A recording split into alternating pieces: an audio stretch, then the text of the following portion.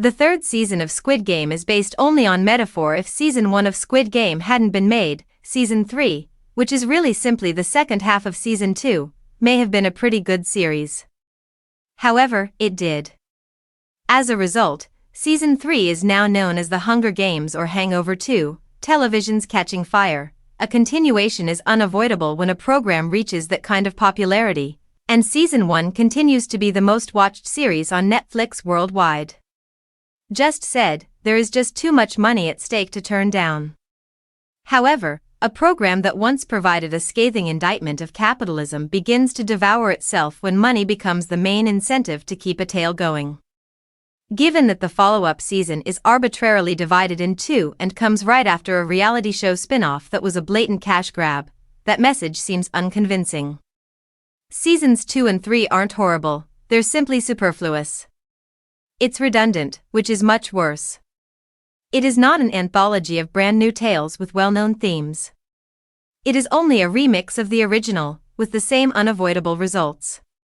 This time, it attempts to include a hopeful tone, but even that seems muted inside a system that was designed to be pessimistic.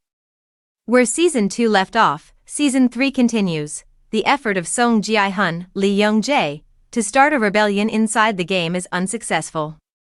Naturally, it fails since there wouldn't be any more games if it were successful. Hwang Dong-hyuk, the creator, writer, and director, is aware that the primary attraction is the lethal kids' activities. Thus, season 3 immediately throws everything off balance. Additional activities include jump rope and hide and seek.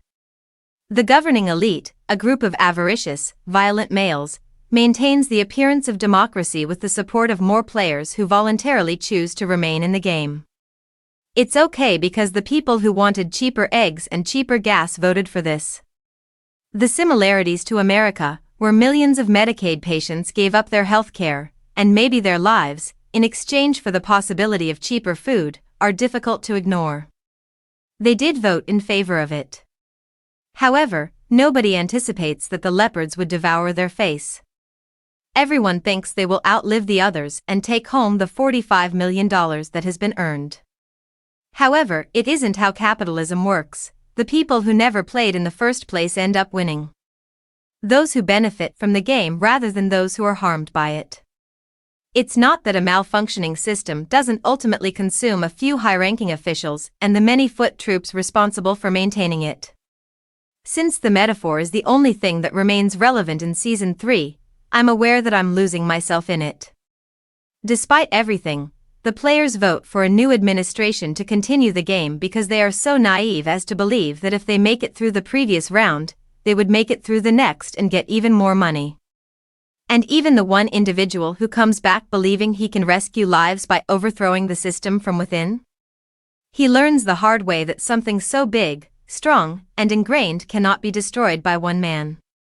We are all horses, therefore even if he could win a fight now and again, the war was already lost before he entered the fray. Therefore, I do not advise seeing the second or third seasons. Only more heartache and destruction, doled a little more each time until we feel nothing at all, is what's new here. However, you are still involved in the game even if you are not watching.